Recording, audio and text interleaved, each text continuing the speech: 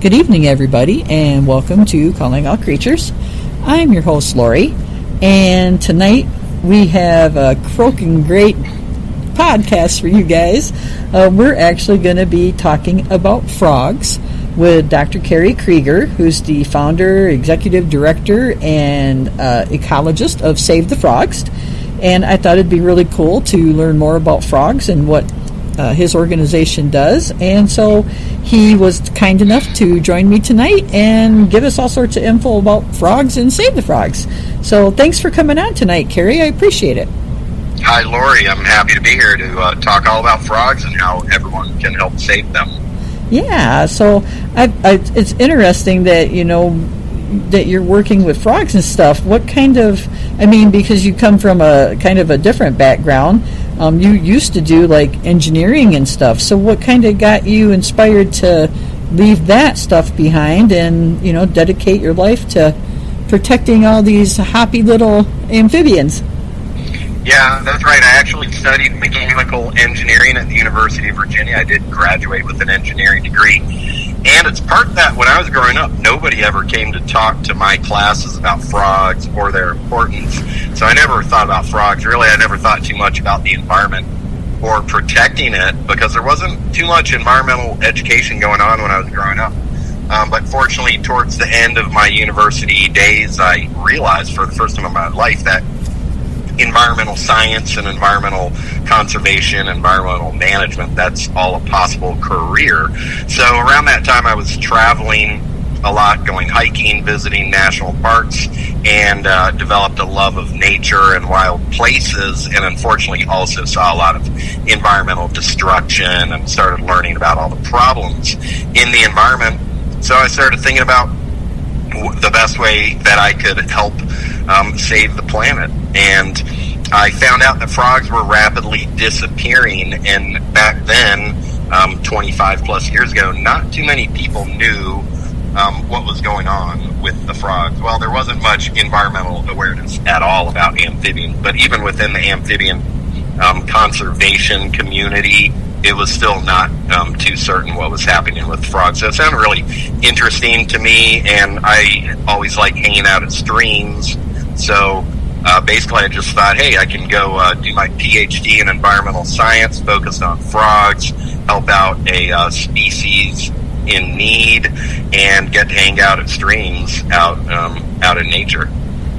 Yeah, that's always fun when you can just kind of hang out in nature and stuff like that. I'd rather be doing that than working inside any day of the week. Yeah, it sure is. Yeah. So maybe you can explain to our listeners out there who may not realize it, but why are frogs as important as they are to a healthy ecosystem?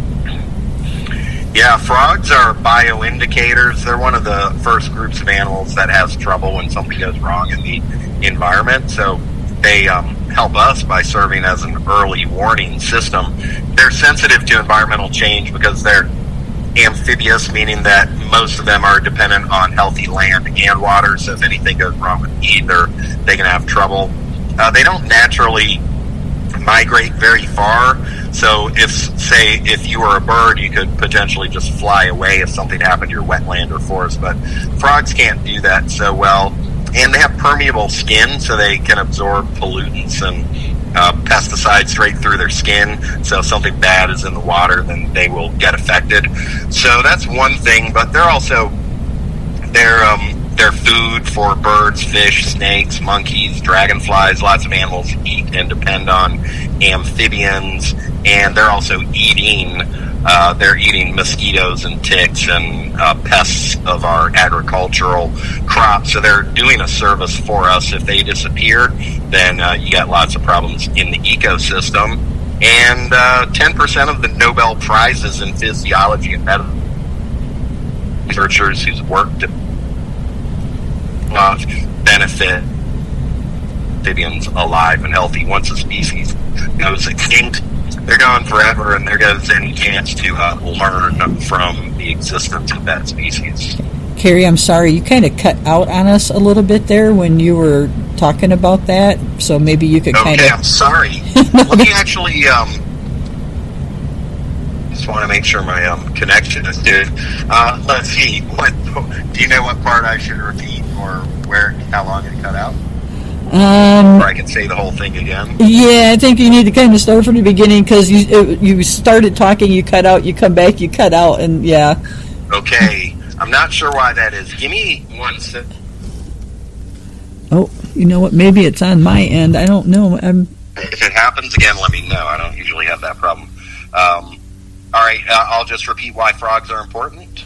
Yeah. Let's just go ahead and start there, just so you know, in case that's where, because I don't exactly remember. I know that's what we were talking about. So, okay, frogs are really important for a variety of reasons. One is that they're bioindicators, so they're sensitive to environmental change and therefore serve as an early warning system for us to know that something's wrong in the environment.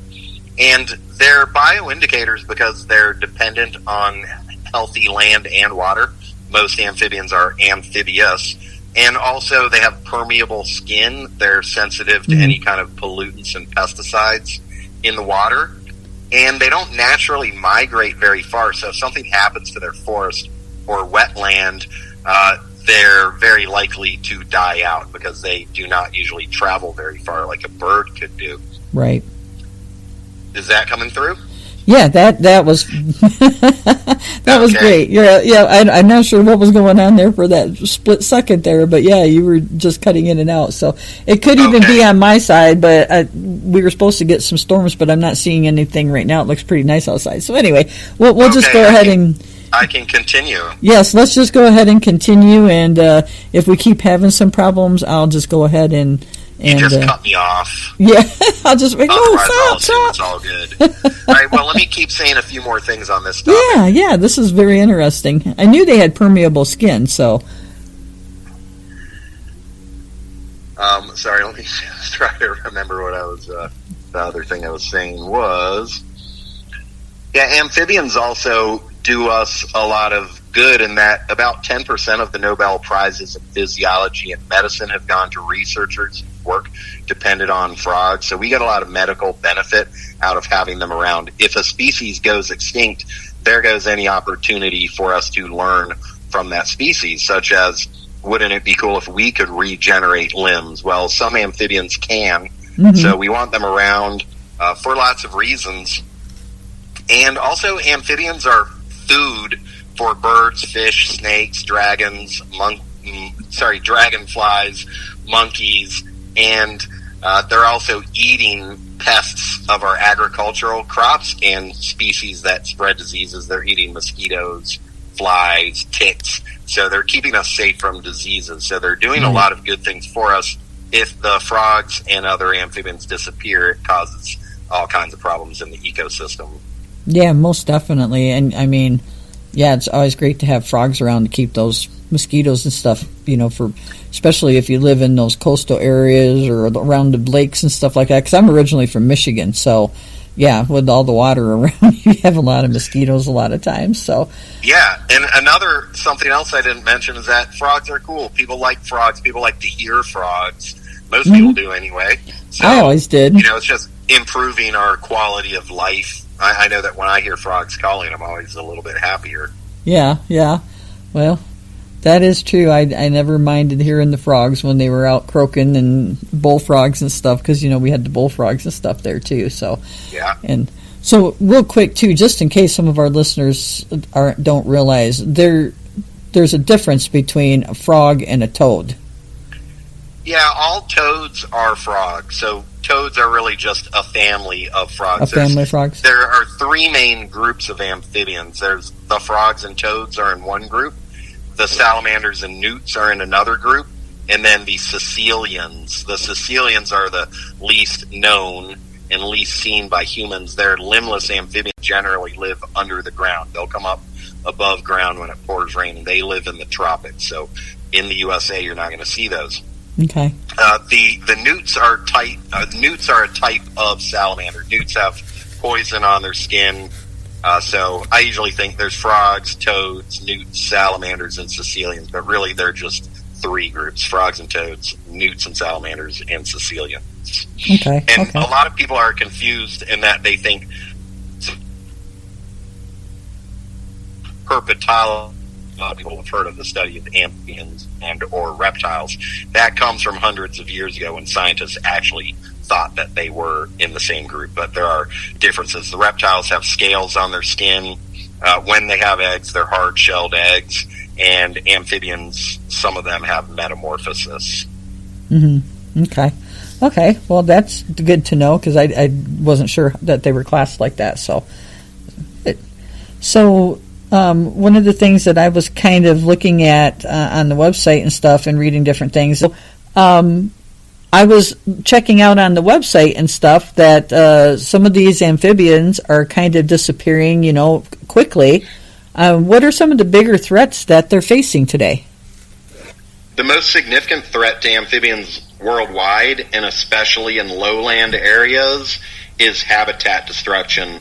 And that's not a big surprise, because there's about 8 billion humans on the planet, and we compete for space with amphibians and often cause problems such as draining their wetlands, chopping down the forests where they live, building roads, housing developments, shopping areas, etc. So it's especially a problem in the lowlands, because most humans live in the lowlands. It's easy to live where it's flat. It's difficult to live in the mountains, and we like how mountains look. So most of our protected areas tend to be up high. So down low, the amphibians have problems from habitat destruction. Up high, the biggest problem in the mountains is from the chytrid fungus, which causes a potentially lethal skin disease called chytridiomycosis.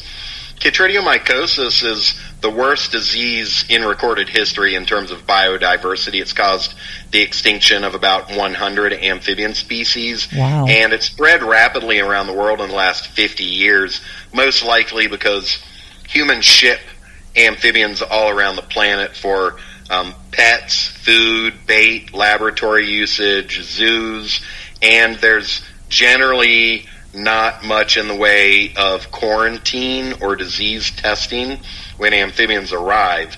And with a disease like chytridiomycosis, it does a really good job living on lots of different types of amphibian skin.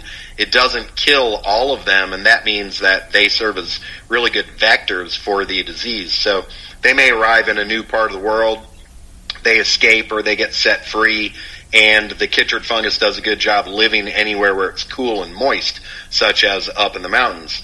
And oftentimes, some of the species that have been hardest hit, they'll just be completely gone within a matter of months. The disease comes, they have no immune defenses, and they're gone. And generally speaking, they don't come back. There are a few instances where it wiped out most of the population, and the population survives decades later, but usually not at the numbers that it did previously. And even if they gain some defenses over the years or decades, the disease is probably still there, and it would be like, maybe it doesn't kill them, but it would be like living permanently a little bit sick. So it's caused a ton of problems for amphibians.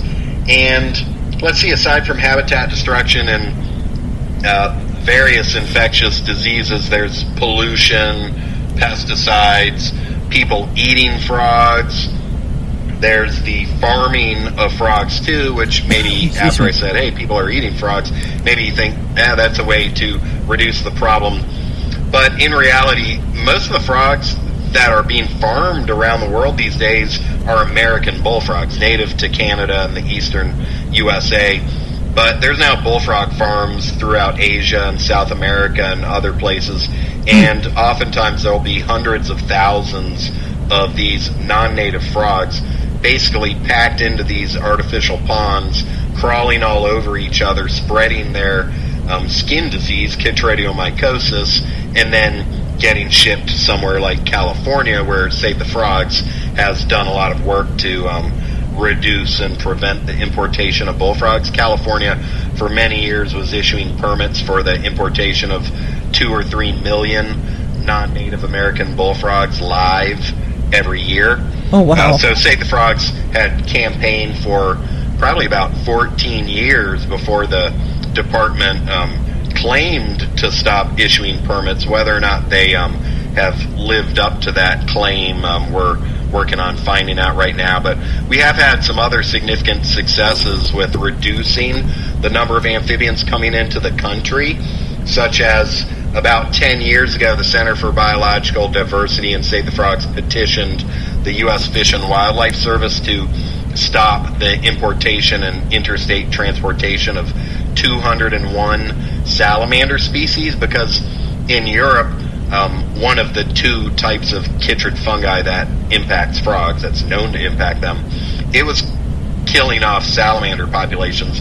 We did not want that coming into the USA. And so that legislation has actually stopped the importation of about 700,000 individual salamanders, and that the disease caused by that species, which is called Batrachochytrium salamandriforans, that disease has not been found in the USA yet. So that it does work if we can get proper legislation. We also need education and plenty of other things done to protect amphibians, but we have to take action when we know that there's a problem, and then we can save them. So, yeah, we've talked about habitat destruction, pollution and pesticides. There's climate change, global warming. Some places the weather patterns change. Droughts come for many years. Ponds dry up. Cloud forests dry up. And so that's a big problem for certain amphibians. There's also, as I mentioned before, people use frogs. There's over-harvesting. People not only eat frogs in certain parts of the world, but they're removing them from the wild, especially brightly colored species, for use as pets. So poison dart frogs tend to be under threat from collectors. Right. There's non-native species, like the bullfrogs I was talking about. Not only do they do a really good job spreading disease, but that's the biggest frog in North America. Frogs will eat whatever they can put in their mouth if it's alive. They're carnivores as adults. So the bullfrogs have voracious appetites and can eat, or they do eat, other frogs and salamanders. So there's various non-native species that cause problems for frogs. So yeah, frogs have it. Unfortunately, have lots of threats to contend with, and that's why they are the most threatened group of vertebrates on the planet. So at least a third of amphibian species are threatened with extinction, and a couple hundred species have gone completely extinct in the last half century or so, which is a extinction rate several thousand times higher than is normal. Wow. I mean, yeah, that's a lot of different things that are threatening the poor little frogs out there. Unfortunately. Yeah. I mean, I do know, that people do eat the frogs and stuff. I don't know. I couldn't personally do that, but okay. I just, that doesn't even appeal to me to eat frog legs. Ugh. But anyway, so, and you mentioned too that with all of this stuff, with frogs, that they really can kind of reflect the overall health of our own environments, because they're so apt to being affected by the environment that it gives us a clue as what's going on as well. So yeah, we just have to hope that humans are smart enough to look at what's going on, to trust scientists, and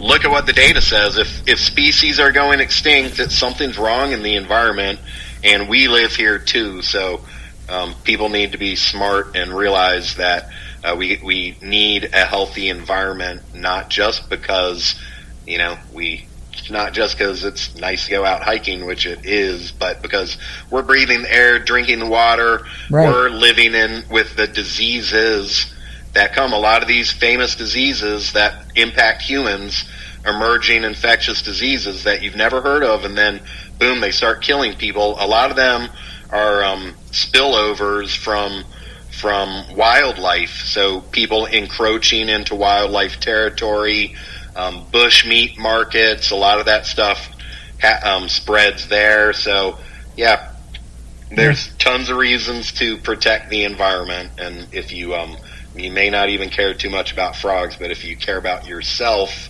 and your family, then it's still important to protect the environment. Yeah, yep, nope, I agree, it is.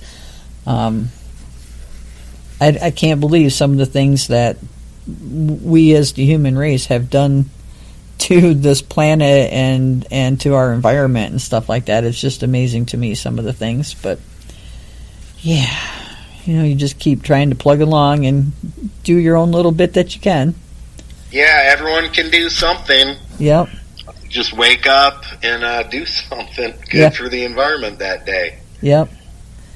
So, and kudos to, all you guys out there that are really out there doing a lot of the hard work and stuff, like, you and with the frogs and trying to help save them. And, I mean, there's so many different organizations out there that are working, trying to save so many different things, not just animals, but plants and, all sorts of different things. So, yeah, fortunately, environmental conservation is much more popular now than it was, I'll say, 2 or 3 decades ago. Yeah. Certainly in the world of amphibian conservation, it was completely unknown that, to anyone in the general public, that frogs were in trouble. Really, scientists didn't even know until the mid-90s.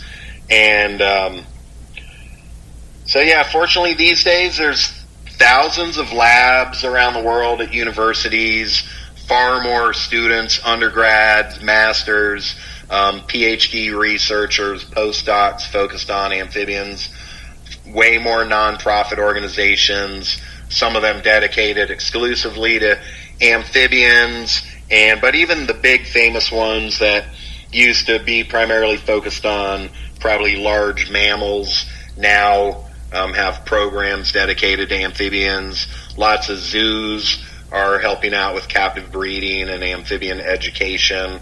So, yeah, we are fortunate. There's a lot more amphibian conservation going on, and that means anywhere in the world you are, you can probably look around in your community and, hey, maybe not your city, but somewhere in your state or province or part of the world, there's probably some people out there who care about amphibians. And Save the Frogs has a website, savethefrogs.com, and we've got about 1,000 pages of amphibious information on there to give you lots of ideas. We're trying to educate and empower citizens. We've got supporters in over 100 countries, so wherever in the world you are, there's definitely something you can do for amphibians. I suggest that people start by educating themselves. So that's one reason we've been adding to the Save the Frogs website since I created it in 2008, because there's a ton of info out there, fortunately, about amphibians, lots of ways to save them. And up on the site, we also have an academy up there, Save the Frogs Academy. We've got about 40 courses in there, including how to build a wetland and lots of other ways for people to get involved and take action. And I think people find that once they start doing things for the environment, then they realize that they're pretty good at it and get other people involved. It's always fun to hold an event. We have Save the Frogs Day happens April 28th every year. So April 28th, 2027 will be the 19th annual Save the Frogs Day, and we encourage everyone to get involved.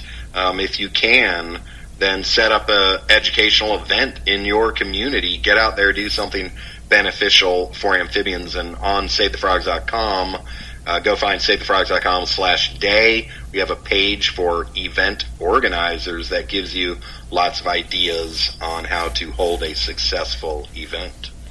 Oh, that's really cool. I'm glad you talked about Save the Frogs. I was just going to ask you about Save the Frogs and some of the stuff that you guys do and how you got your beginnings, but that's pretty cool because, you just gave me an idea, because I'm also, I'm a member of my Lions Club here in town, and now I'm like, and we just did something with the school kids this last year. It was painting rocks to decorate a path that we had done, and so this is, now you've given me this idea. We could work with the school kids and do for Save the Frogs Day. Yeah, that sounds great. Paint some frogs' faces and put them on the trail. That'd be good. Yeah. Let's see. Yeah, kids and students, schools like to take part in Save the Frogs Day. That's one of the reasons that we started it. As I said at the start of this interview, no one ever came to my school to educate me about frogs.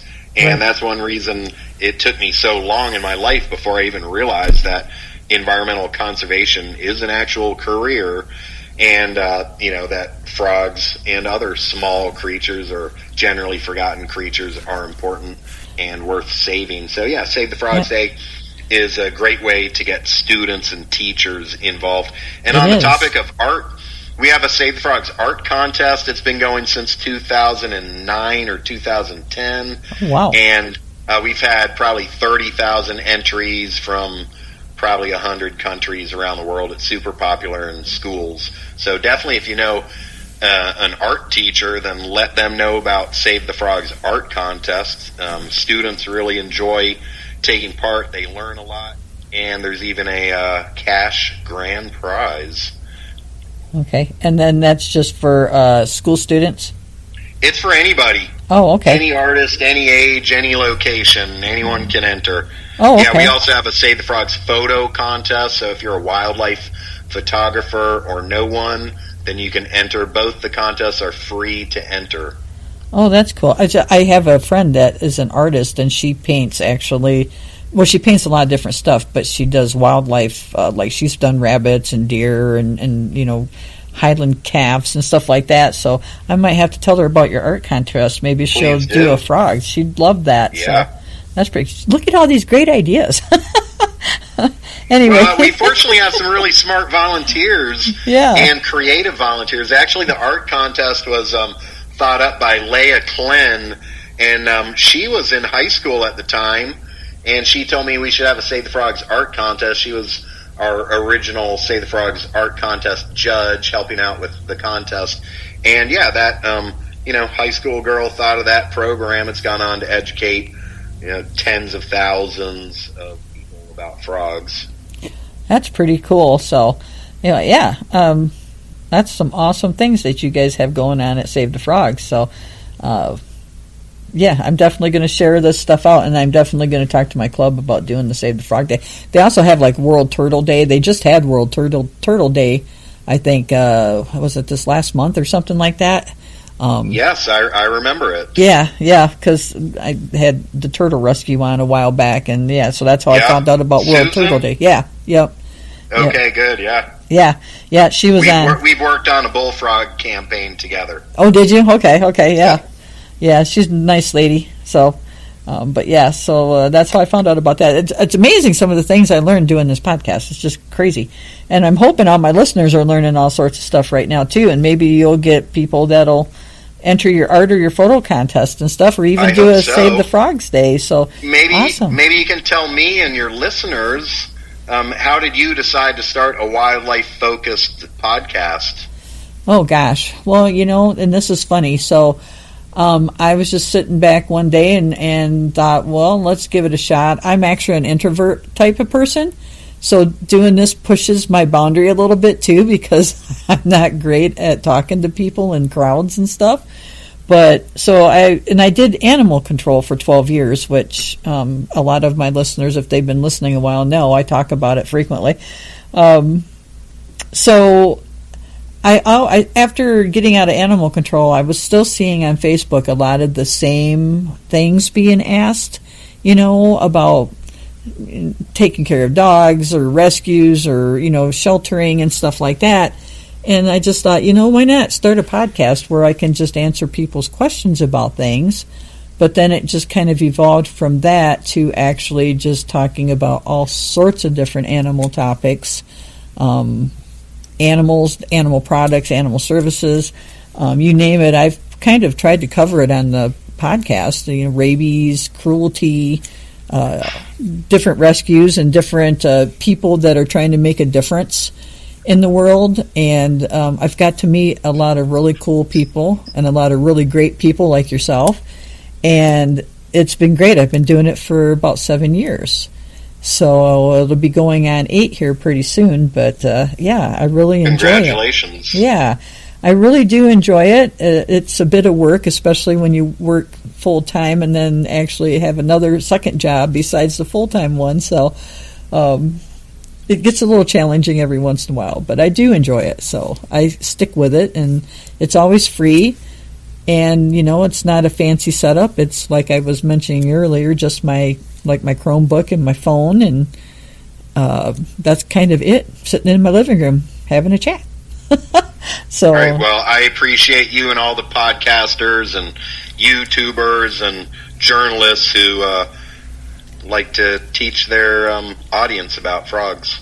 Well, yeah, and I think it's important for people to learn. I love to learn, and I'm a very avid reader, and I love to learn about new things all the time. So, and this is great, and so I'm hoping to my listeners, that the people that listen, and I have a lot of different countries that'll tune in. There may not be a lot of people in all these different countries, but someone's listening in different countries, so hopefully they're enjoying it and they're learning stuff. So, as long as we keep doing that, I think it's important to get the messages out about different things, like this with the frogs, and that, frogs are in danger and how important they are. And the same with, I talked with someone about the California condors, and I remember when the condors were going extinct, and they were freaking out about it. And because I was, I don't know, maybe a teenager then. So, I remember about a lot of these different things that have happened over the years. And I know a lot of people don't believe in the climate change and stuff like that. But you know what? I've seen it. I mean, I've been here long enough that I have seen the differences in the weather patterns and stuff like that. And I know a lot of people say things come around circles, but okay, and maybe that's so. Maybe we're going through another phase. I don't know, but I just know that it seems to me like our weather has changed from when I was a child to now. So yeah, it's definitely heating up. Yeah, so I mean, if you just pay attention, you see the differences. I mean, but so many people want to be in denial about a lot of things. I mean, do I think that it's all because of everything? I mean, I think some of it's natural, but I also think that we as a human race, like I said before, have a lot to do with it, with the way we're treating the planet and the things we're doing. And we need to start maybe righting some of these wrongs to try to fix some of this stuff before it's too late. And our future kids don't have a planet to live on anymore. So, but, that's just my opinion. So I agree. People need open your eyes, look around, see what's happening, and do something good for the world. Fortunately, there's lots of ways to help out, and it's enjoyable and fulfilling to do good things for the planet. So it's a good, healthy pastime. Yeah, exactly. So why don't you share a conservation success story that you've kind of had that kind of gives you a little bit of more hope for the future of these amphibians? Well, my main conservation success story is that I grew up in a family, in a place, in a part of the world. No one really talked about the environment. Yeah. And I was inspired enough to save it or do something good for the world that I went and got a degree, got my PhD in environmental science. And there were no amphibian conservation there was no public charity anywhere in the world dedicated exclusively to amphibians. So I took it upon myself to found Save the Frogs in 2008. And as I said, that was at a time not many people knew what was happening with amphibians. There were not documentaries about amphibians in trouble. Right. There were not regular news articles. There were not organizations sending out newsletters about amphibians. It was pretty much restricted to academia. And I started Save the Frogs, and it's gone worldwide. There's clear interest all over the world. Actually, one thing I was happy to learn, I was in Nepal last year, and I talked to some of our volunteers, and they said Save the Frogs Day was the second largest environmental event in Nepal. Now, I had never personally been there before for any Save the Frogs activities, so that's completely on the other side of the world. We got so popular there. Throughout South Asia, like most of the main universities have Save the Frogs events happening in Bangladesh. We've got stuff happen. We've got Save the Frogs India officially registered as a nonprofit in India. We've got Save the Frogs Mexico going. Stuff all throughout Latin America. We had ongoing regular activities in Ghana and West Africa for about 9 years. So, we've gotten a lot of people interested in amphibians. I'm happy to say that a lot of the Save the Frogs grantees, we've given out about $250,000 worth of grants over the years, and a lot of our grantees and volunteers have gone on to leave their country, many times developing countries, and get full scholarships for master's and PhD programs in Australia, the UK, the USA. So it's really good to see people even grow up with Save the Frogs, 10-year-olds who now have, they're out there working in the environment these days, or working in environmental jobs. So I'm proud of that, just getting a lot of action happening for amphibians and making it a almost kind of mainstream environmental issue. Right. Yeah, that's really cool that, that this is coming around and that's kind of stuff that's going on. So more people. Yeah, it takes a long time. As I said, our bullfrog campaign to get the state of California to stop allowing the importation of bullfrogs, 14 years. So, I never started anything thinking it would take 14 years, but you just have to keep on going, especially if you're dealing with the government for anything related to legislation or enforcement or regulations. If you really care about it, you got to be prepared to be in it for a long time. And make good partners. There's always someone out there in the world who's got the same interest, not just in frogs, but in whatever aspect of amphibian conservation, and often overlapping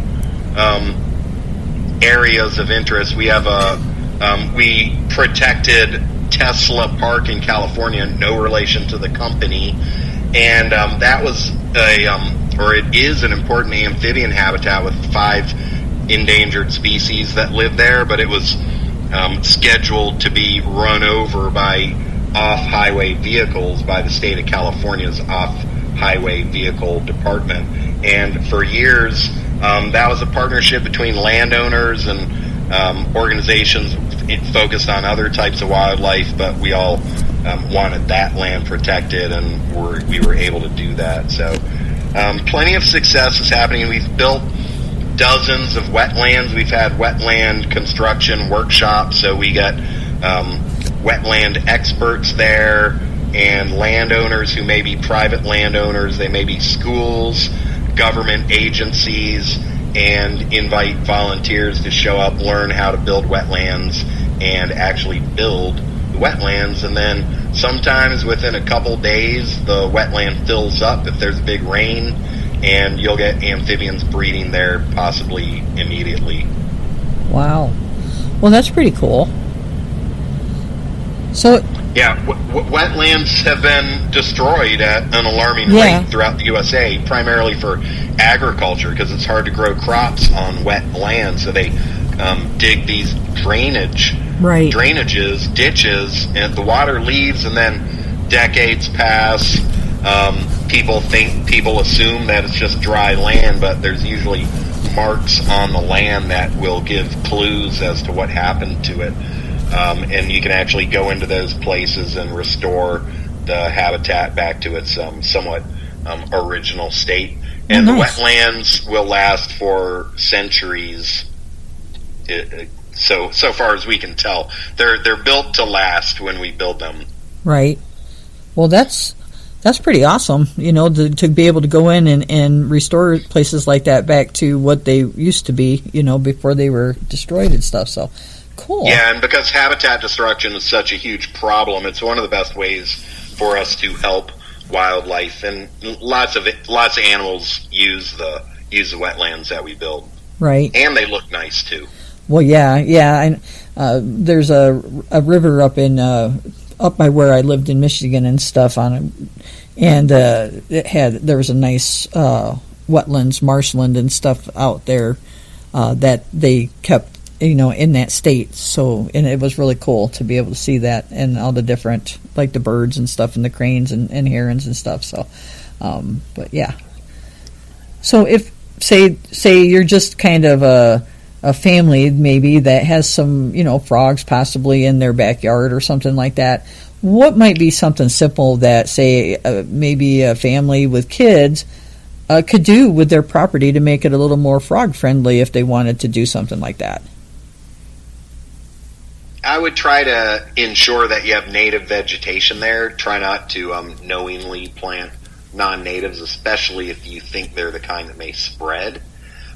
It would be great to build a backyard frog pond. If you go to the Save the Frogs Academy, we have a how to build wetlands course, so we can walk you through that. And they don't have to be very big. You don't need a lot of space.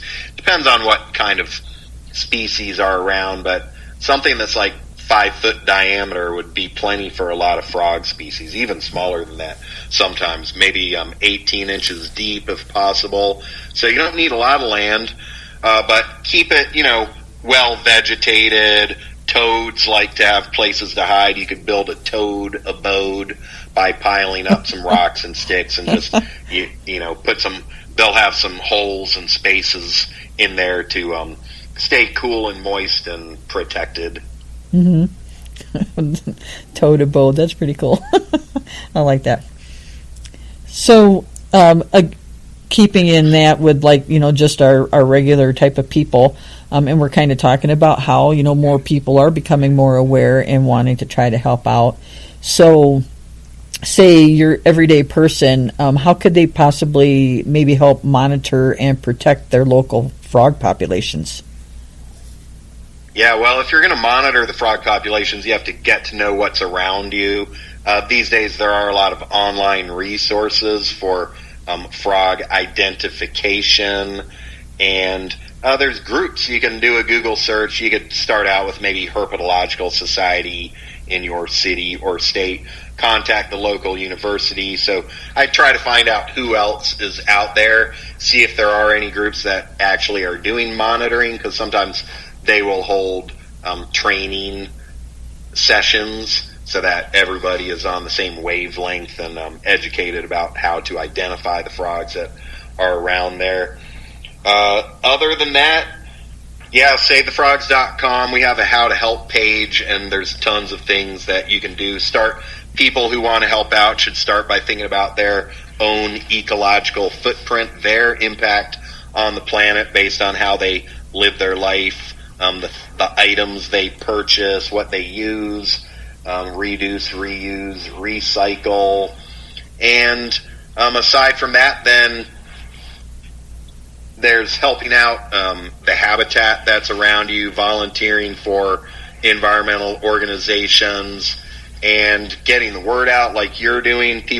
Most people out there listening probably have social media. Go to SaveTheFrogs.com. Find some cool. Go to our Save the Frogs art page. Download one of the cool Save the Frogs images you see. Share it online. Send people to SaveTheFrogs.com. That's an easy way to help. And just start educating others, and people will come up with lots of ways to help out. Yeah, that is true. They once you can kind of put that idea or spark in someone, they'll come up with something. Just like when we were talking, oh hey, I can do this. Yep, it'll help. Just get the word out and stuff. Help spread it around. So, Save the Frogs. If someone, say, near you or whatever, wanted to help out and volunteer, do you guys have opportunities available for, say, volunteers or maybe like student interns? Yeah, go to SaveTheFrogs.com/volunteers, okay, and we have some info there. I suggest people start out and just spend some time on the website so you know what we do and more about amphibians, because it's definitely better if someone contacts me and they know what they want to do or how they want to help, or can tell me their professional skills. Then it's a lot easier for me to get them doing something that they will be capable of and enjoy. Mm-hmm. So as we've been talking tonight, you actually talked about several different things that affect frogs and amphibians and stuff. We mentioned climate change, pollution, habitat loss, pesticides, all those types of different things. Out of all of the things that we've kind of talked about, is there one of those things that maybe concerns you more than the others do when it comes to harming the amphibians? Or do you feel they're kind of equal up there? Well, they all cause problems to amphibians in different places. Habitat destruction is so significant because they need a place to live. That's and we are good at habitat destruction.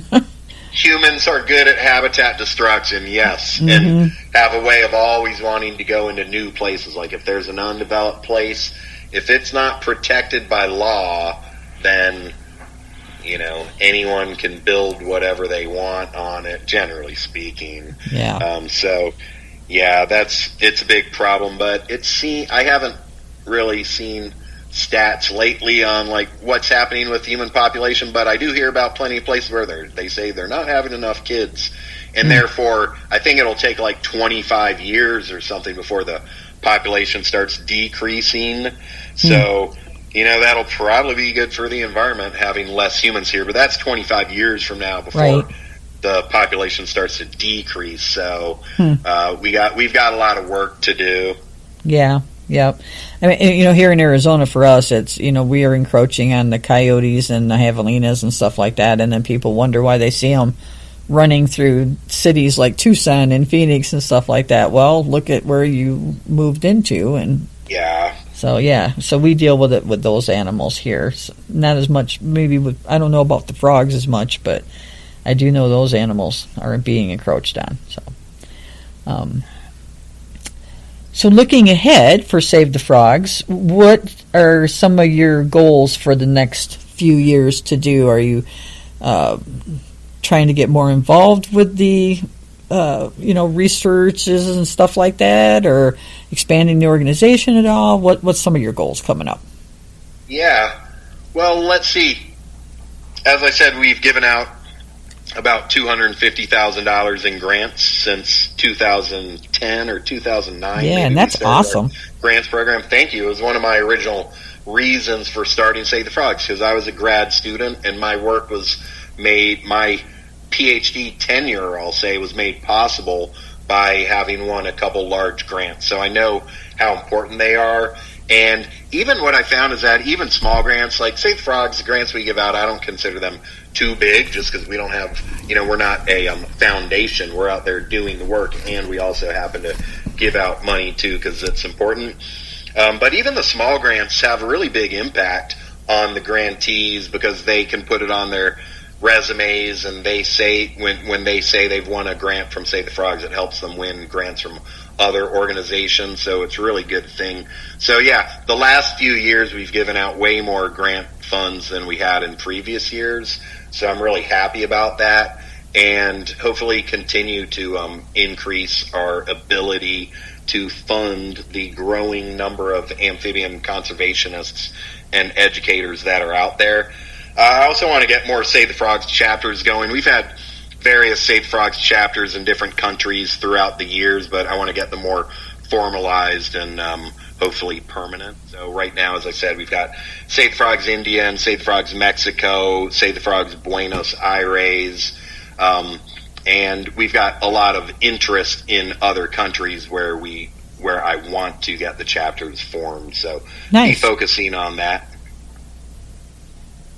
That's really cool. That I didn't realize you had that many chapters, but that's cool that it's kind of around the world area type of thing. So that's really nice. Yeah, I've always had a global focus for Save the Frogs, because amphibian disappearances and extinctions has always been a global problem, and I've been fortunate to travel a lot of the world. I speak several languages, so I can give presentations in lots of different places, and people are interested in amphibian conservation all over the world, so it's been really good. Yeah, well, that's really cool that you get to travel around and talk to all these people and help promote saving the frogs and the amphibians and stuff like that. So yeah, I've given over 500 amphibian conservation presentations, so I like getting out there and meeting people and inspiring people to take action. Well, that's really cool. So, yeah, that'd be fun to kind of travel around and do. Well, we're coming up on the end of our podcast. I'm really glad that you were able to come on tonight and talk with me about frogs and amphibians and how important they are, and hopefully our listeners gain some more knowledge. But I was just wondering if you might have one last message that you might want to leave our listeners with about why, saving frogs matter and what they need to remember. Yeah, well, my first message is let's keep the croaks coming. Let's keep the calls of frogs alive.